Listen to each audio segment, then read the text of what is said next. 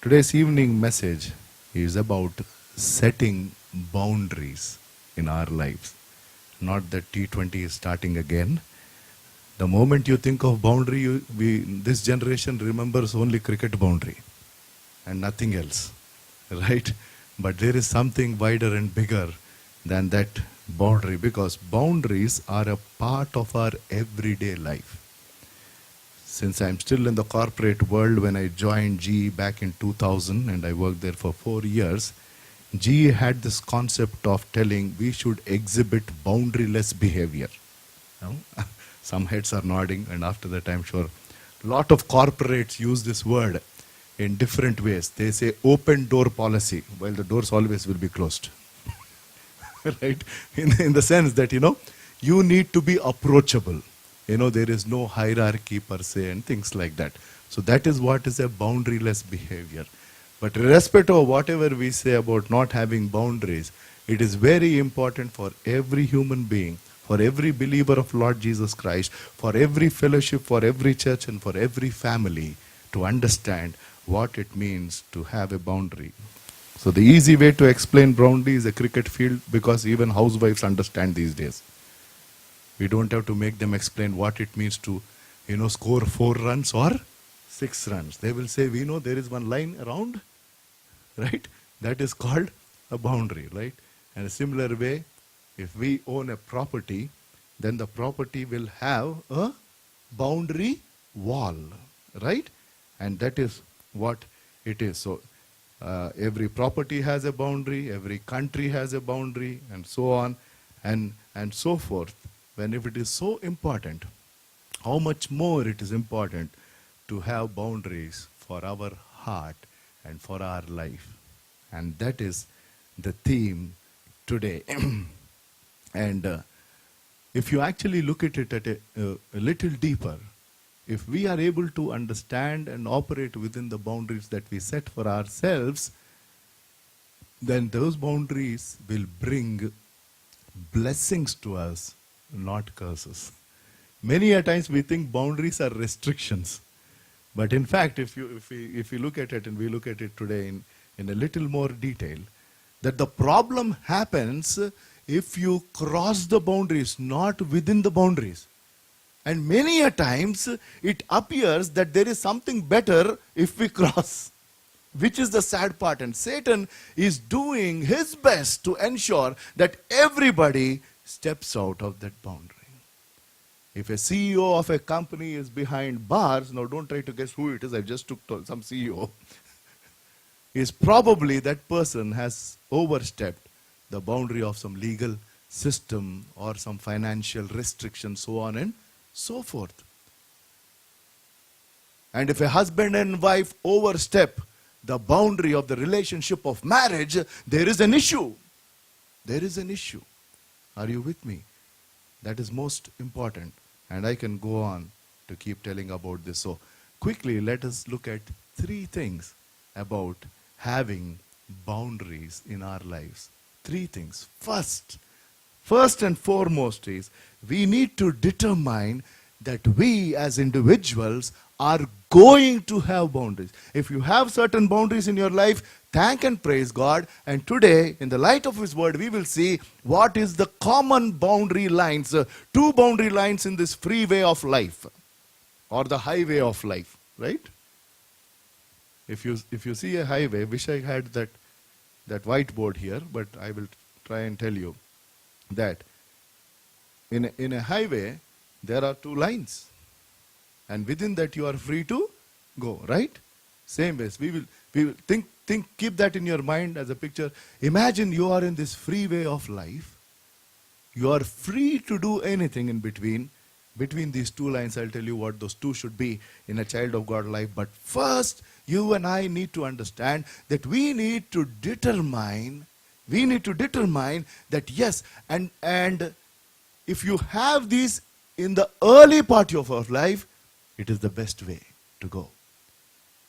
And supposing that it didn't happen in our lives, at least going forward, and if you're not married, and once you get married for your children, start in that tender age, help them understand, because we are living in the world where now I don't think this means anything to this generation. Unfortunate. It is scary when we go and discuss in our corporate world, if there is something that this generation is scared about, while they may not tell openly, at least we as believers of Lord Jesus Christ know the biggest challenge for us is to bring up our children within God permitted boundaries. Nowadays it's getting very difficult to tell them what is right and what is wrong. Because so many things that were just not acceptable to our parents and our grandparents have now become a part of this life. Are you with me? It's become a common norm. It is like nothing. And I'm talking of India, I'm talking of Hyderabad. Did we ever imagine that there will be this concept of living together? At least when I was in college, forget about college, few years back, this was not acceptable. Now it is an acceptable practice in India. And we can go on in that direction. But that is what I'm trying. So we should determine, when I say we, I'm talking to God's children. Those who have accepted Jesus as their personal Savior, because a lot of them are here. And if you have not accepted Him as your personal Savior, you have your own set boundaries, probably based on some moral standards and things like that.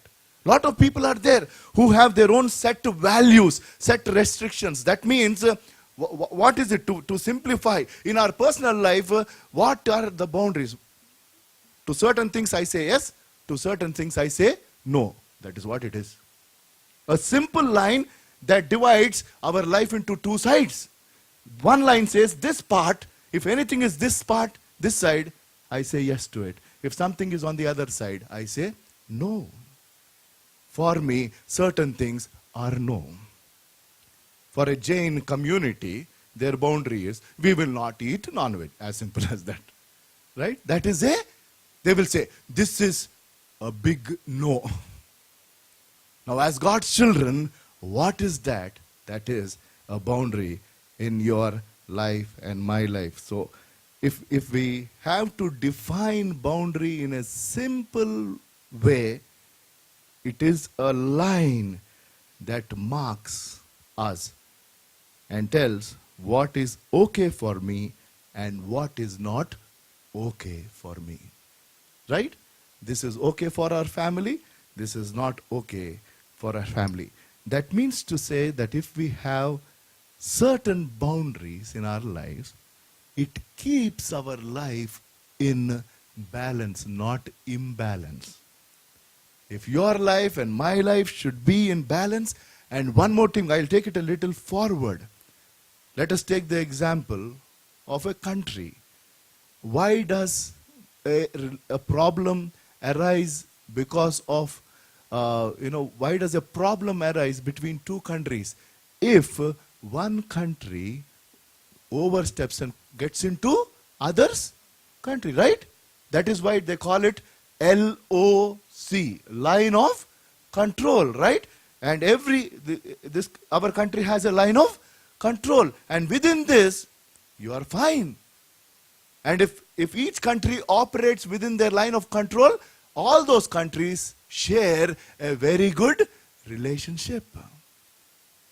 If you are living in a colony, and if your house is beside somebody else's house, and if there is a boundary line or a wall or whatever, and you are here and they are there, it gives a good, healthy relationship between the two families. And that is the reason we need to have that, and that is how boundaries help us. So,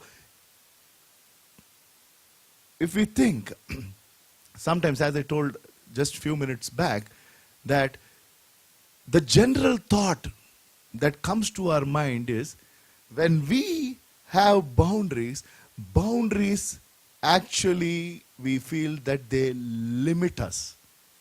They limit us for what we are and what we do. I am telling it is not a limitation, because within the boundary, whatever it is, I'm sure you'll all agree, we are free to do whatever we want. Are you with me? Right? It is not restricting ourselves, but it is only giving us a good balance. and it helping us build a good relationship with others. And within that limitation that we have, we are free to do whatever we can. And we should also remember that our God was a God who also set boundaries. Right? Where did he start this boundary? He started when he created this whole universe. And when he placed Adam and Eve in that garden, God had set a boundary back then. Our God is a God of boundaries. He is not a God who said, I don't have any boundary, do whatever you want. No. Right? In the Garden of Eden, in the center, today's morning message was all about being in the middle of something. That was in the Telugu service. If you understand Telugu, if you missed the morning service, go log into the website and listen to it. It was a powerful word that he gave. The tree of life was in the middle of that garden, and God has set a boundary around it. And he said, don't ever overstep and pluck that fruit. And the first couple did exactly the opposite, because they crossed. Okay, let us take it a little further to understand or to accept that our God is a God of boundaries. Our human physical body has a fabric of boundary. What is it? Wonderful. Uncle, 100 on 100. Skin is the boundary. Right? We take it for granted. No. What is this skin holding? It is holding our blood and bones. Are you with me? This is the main fabric. And it is so beautiful, it only takes the good and leaves out the bad. Are you with me? This skin is restricting germs to enter this body. And God has created this human body with this boundary called skin. So, if that is so important for our physical life, how much more it is important for your spiritual life, for my spiritual life, to have a boundary. Are you with me? If there is something that happens, if this body starts absorbing everything, I am sure we will all die a death of. Right? We will be no more. No more. This is so vital. This is so vital that we understand that our God is a God of boundaries. So the first thing that you need to do is, okay, if till now you have not paid as much attention to your personal life about having certain set boundaries, and I'm talking of only two main boundary lines, because the concept is we are in this free way of life. You are in this free way of life. And we, when I say God's children, are walking in that narrow lane, not the broad lane. And even in that narrow lane, there are only two boundary lines that you and I need to operate on. And we will look at two lives to understand what are these two lines. Within these two lines, you and I are free to be ourselves. Amen. And that is what it is. But the first thing is, do you want to determine today, as a child of God, and even otherwise, that yes, I am going to, my personal life, I am going to have these boundaries. My family will have these boundaries. I, as the leader of this ministries, while I'm a worker as well, should say, yes, Bethel Ministries has this God-given two boundary lines, and we all operate within. You need to determine that you are going to have these boundaries, because our God is a God of boundaries. And our physical body is made with this fabric of skin, which in itself is acting as a natural boundary for our protection. Yes, no. Skin is protecting us. Protecting us. So the second thing, first is determine that you're going to have. If you don't have any, you start thinking about it today and determine what is that differentiate you with others. What is okay for you and what is not okay for you. Do you know it? Do others know it? And are you living by it? Is the question for us today. Second is decide what your boundaries will be. As I told, now we are coming to the actual part. For all of us, the two lines in this freeway of life, the two lines is very simple.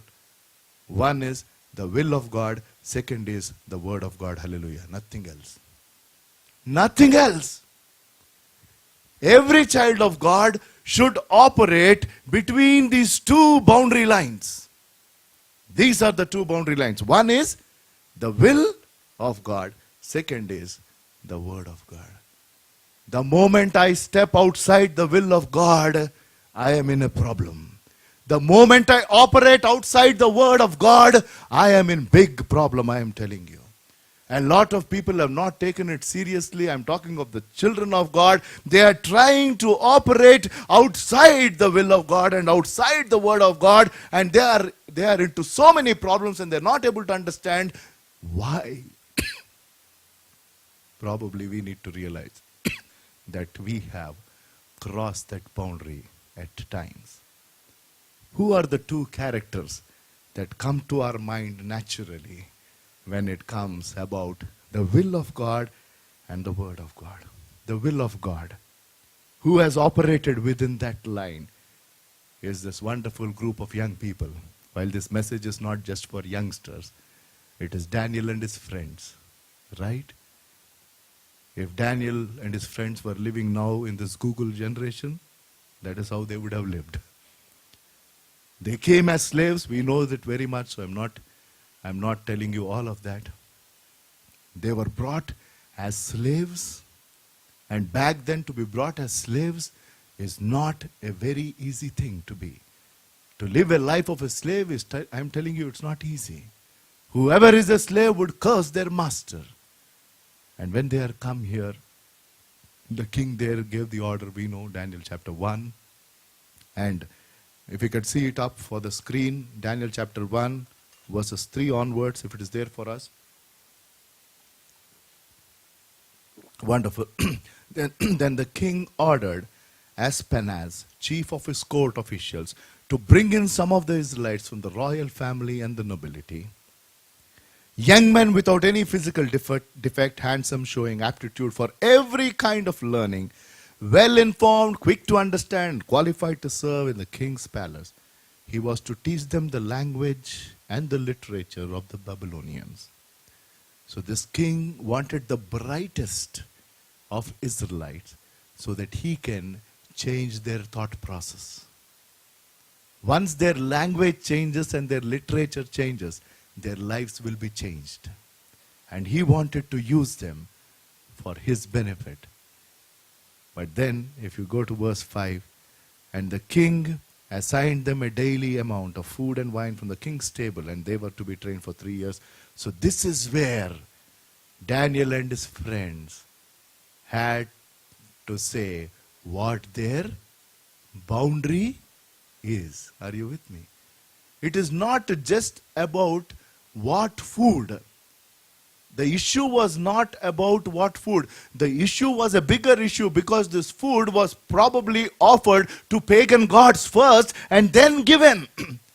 And the law that they knew, the will of God that they knew, did not permit anything to be accepted that is offered to the pagan gods. And let me tell you one thing. Even before they knew what the consequence would be. They didn't know what the consequence was. Please understand. They never knew. Having taken that stand, having told that this is a no for us, whatever it is, we will not eat that, they didn't know what that consequence would be. Are you with me? They didn't know. They didn't know. They would have been shot dead because they are going against the order of the king. The chief says, I will get killed if you don't eat. He said, you are behind not only my job, my life. But what did Daniel do? Daniel already decided, already made up his mind that he is not going to overstep the will of God. There is this beautiful verse in that chapter which I love the most, verse 8. It says, in one translation it says, but Daniel resolved. In another translation it says, Daniel purposed in his heart. And that is what it is. That is what is deciding to have a boundary. But Daniel purposed in his heart that he would not defile himself with the portion of the king's meat, nor the wine which he drank. Therefore he requested. So he had to, if we have to use our normal nomenclature, Daniel had to decide about his diet. Right? Right? If I were to be in his place, I would have said, Lord, I never understood your will be so nice. You know, when we were there, I was only getting once a week non-veg, but here every day king's food I'm getting. Even though I came like a slave, you understand my heart's desire because my weakness is food. I praise you, O Master. Even in this difficulty also you are giving me wonderful food. He knew what the will of God is. He knew what is that line that he is not supposed to overstep. Come what may. Praise God. It was not easy. But it became easy. What I'm telling you is, it became easy because he made this decision much before this thing came before him. That is the point. Are you getting it? It will become easy if you already make up your mind about certain things. Then there is no surprise. You say, it's fine. Are you with me? Initially when I came to the Lord, and I was a hardcore drunkard, the entire Hyderabad knows it for sure. When Power to Change came, free from alcohol. That was the caption with my photograph. And because of which there was a big issue at my office. Because somebody went and said, people will think this is a drunkard's company. You know, that is how they tried to project, but all turned out for the glory of God. I don't want to say further, but whatever it is. But initially, you know, when I was addicted every day for drinking and drugs and all of that, when I rededicated myself, initially, that pull is there.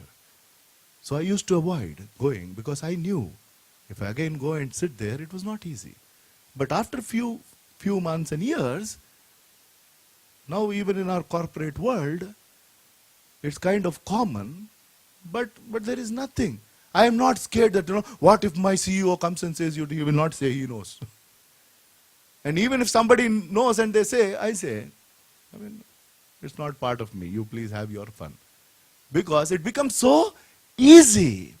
It becomes so easy if you have made up your mind long time back. It becomes so very easy. But you have never made up your mind. Every time this comes, you'll have a challenge. As simple as that. Every time it comes up, you say, somehow I have to avoid. Why? You don't have to. You just confront. Daniel purposed in his heart, not that day, long time back, that I will not do anything that is going to bring dishonor to his name. The day you purpose in your heart and you say, I will operate only within the will of God. Any tough situation, you will say, it is no big deal for me. It became easy for him to say no. He didn't struggle. He didn't say, give me some time. I'll have to check with my boss who is in heaven. No, he didn't. He was clear. He said, this is not going to happen. Certain boundaries, at least I'm not trying to brag about myself, certain boundaries, now I am very clear. No alcohol, no smoking, no pornography, blah, blah, blah. They are clear. There is no two ways about it. Are you clear about a lot of such things which probably are acceptable these days? He says, no, there is. Being in one position, there is nothing, sir. I'm a vice president in an MNC for a long time now. There is no need to indulge in any of that. Nobody has given me a meets minus rating for this. No. There are so many others who are non-Christians at big positions and they don't indulge in any of these. There are. If I tell you the names, you'll be surprised. They're actually teetotalers. They don't. A lot of this generation thinks, no, once if you reach one position, you have to do all of this. No. You're only trying to, cover your weakness. Okay, let us move on. So that is what. So decide. The first thing you need to do is determine that you are going to have these boundaries. Second, decide what you're going to have as your boundary. What is the first one? The will of God. It is always better to be in the will of God than being outside the will of God. The will of God is the best, and we need to seek it every day of our life and operate within. Operate within. And the second character, lack of time, I'm just moving on. Yet another classic example for this generation youngsters who understood the word of God and also the will of God and more so the word of God is this young man Joseph. Right? Joseph. There was nobody when he had encountered this temptation. And for a young person, a young, handsome young man, the biggest temptation is this temptation of sexual sin. And Potiphar's wife kept pestering him. And what was the answer he gave? Genesis chapter 39 and verse 9, 7, and if it is up there for us on the screen. Genesis chapter 9, verse probably 8 and 9. Genesis chapter 39, sorry. Genesis chapter 39.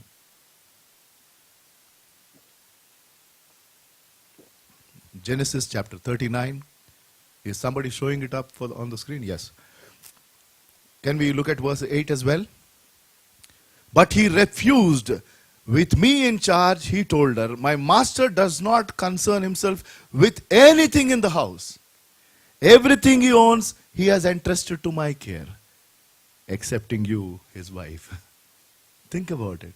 He said, my master gave in charge of to me everything that is here. But there is something. And he said, verse 9, no one is greater in this house than I. My master has withheld nothing from me except you. Because you are his wife, how then could I do such a wicked thing and sin against God? That is the word of God. Hallelujah.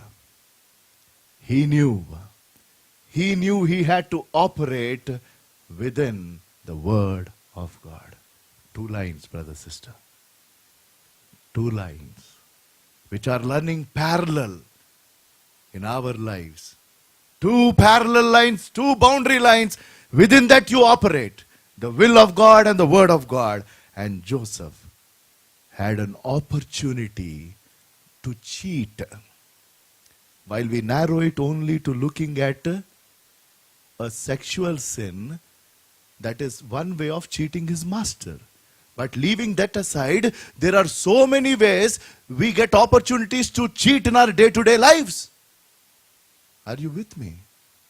A wrong petrol bill. When I was in GE, there were 1 or 2 AVPs who were fired back in 2002 because they gave wrong petrol and medical bills.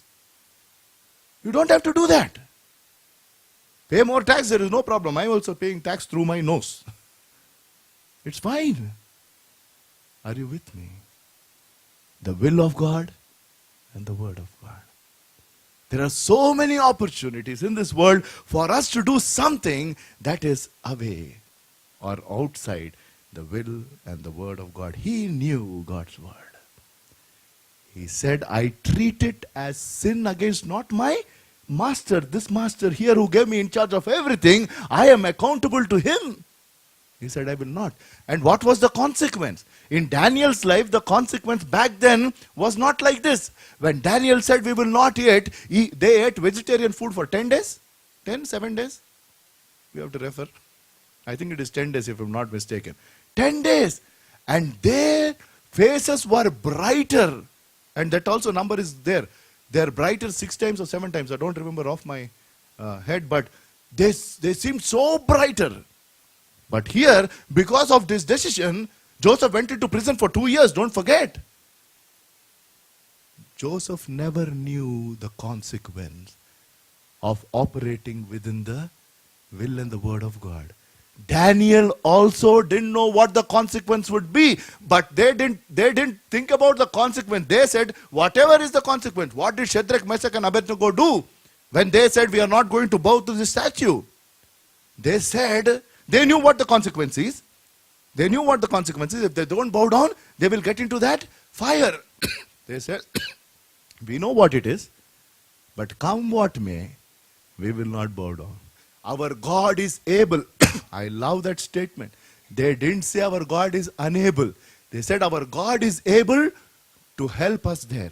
But even if we die, it doesn't mean that it is inability, but we will go through that. And you know and I know, the heat became 7 times. I told in the morning today, God removed heat from fire. Hallelujah.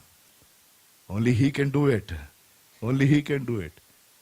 7 times it was. For others it was 7 times hotter.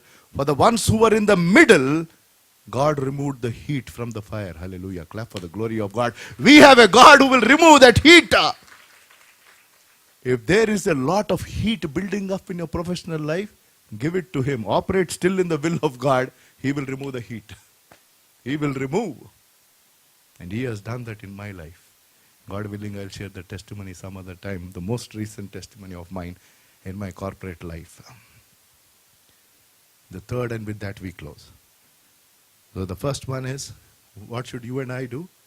We need to determine that we are going to have boundaries. Yes, we need it. Everybody needs it for their own protection. All of us need it. When you decide that you need it, then when you determine that you're going to have it, then decide what are those. And God made it simple for us. He said, for my children, in this way of life, in this free way of life, there are only 2 lines. My word and my will. Within this, understand these 2 in your day-to-day life and move on. And the third, you devote your life to operate within these 2. After you decide that yes, my life will operate within the word of God and the will of God, you and I need to devote it. Just deciding doesn't take us anywhere. Just deciding doesn't take us anywhere. If you devote yourself, then I am telling you, nobody can force you to choose anything outside of it. Hallelujah. That is the best part. In another simple way, having boundaries means having self-control. Yes? Yes, no? Right? That is what it is. Right? Having boundaries means having self-control. The beauty is, the fruit of the Spirit is love, patience. In that, self-control is one of the part of the fruit. Hallelujah. Self-control. Galatians chapter 5, verses 22-23. Yes. But the fruit of the Spirit, love, joy, peace, long-suffering, gentleness, goodness, faith, meekness, and actually in NIV it says, gentleness and self-control. Self-control is a part of the fruit of the Spirit. And we should have that fruit in our life. And it has different parts. It is not fruits of the Spirit. It is fruit. Fruit is singular or plural? Singular, right? It is one fruit. But it has many portions. And God is telling, I want each one of this in your life. And one of the portion in that fruit is self-control. That means God is telling, my children need to have boundaries. Boundaries means self-control. And once you have that, I am telling you, Nobody can force us to choose anything which is against the will of God and against the word of God. Are you with me? Nobody. Nobody. If you have decided to operate between these two, nobody can force you. The problem is you decided but you have not devoted. If you devote yourself, nobody can force us to choose anything outside these two. So what are the 2-3 questions for us tonight? The first question of introspection for us is, have we set these boundaries in our lives? That is question number 1. Go home and pray and seek His forgiveness if you have not set this boundary. And if you set this boundary, wonderful.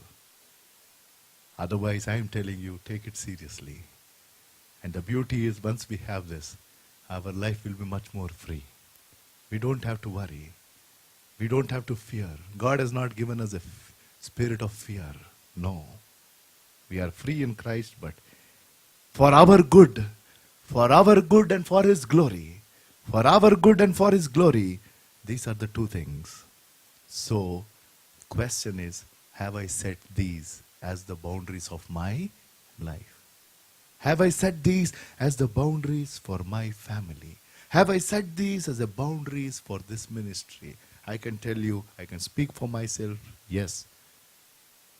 These are important for me as an individual and as the leader of this ministry. These are the only two things. I keep telling to the people who work here, irrespective of whichever work they do, we all meet up every Saturday 8 to 9 for prayer. We call it Bethel Family Prayer. Right from the person who helps people at parking to the pastor who is preaching here, we are all co-workers. That is the only concept I understand. And we say that we need to operate within the Word of God and the will of God. Nothing else. Nothing else. If it is His will, we will do. If it is not His will, so be it. And what does His Word say about this? And that is what it is. So have you set these boundaries if you have not? And if you have overstepped this boundary, have done something, ask God His forgiveness. I say, Father, forgive me. I kind of overstepped. And second is important. Once you set, you need to share it with your close people. Why is? They will remind us and help us be accountable. It's important. Unless you share, how will others know? Right? Are you with me? That is the reason I tell. I will come to the party, but for me, these are no. Once we say 2-3 times, next time they will never ask you. And next time if you are tempted, others will remind you. You said you will not eat. What happened, brother? Right? I am telling you. And especially if we share it with our people who are close to us, and at times it helps us. And if you are in a married relationship, husband and wife should know each other. And they should know what is important for them and what is the boundary, so that each other can remind them, this is not right. You should not be doing it. Because you told this is what is important. Share. And third, and with that I close, we need to surrender this to God. We need to surrender our set boundaries to Him. And the best part of all of this is, this will only become meaningful. And I am telling you something very serious, is it will only become a part of our life if we remain consistent in our day-to-day life. These are not just for Sunday. Are you with me? It will only be valuable if we have these boundaries in our everyday life. Being consistent. Not Sunday I am like this, Monday I am something else, Tuesday I am something else. No. If we remain consistent, Irrespective of whichever day, whichever time it is, I am always consistent. I know that I need to operate within these two. And when you start bringing in this consistency in your day-to-day life, life becomes so wonderful because we are operating with so much of freedom, yet within these lines, which are only for our security. And I am telling you, then you will stand up and testify, my boundaries are a blessing for me. Hallelujah. My boundaries are a blessing to me. Today believe that. The will of God and the will of God, you operate within them, they sure will bring blessing. But provided you and I want to be consistent all through. All through. Be consistent. Let us bow our heads in prayer for the word that God has given us today. He is a God who speaks. He surely is a God who speaks. And I am sure each one of us has heard what He intends in our lives.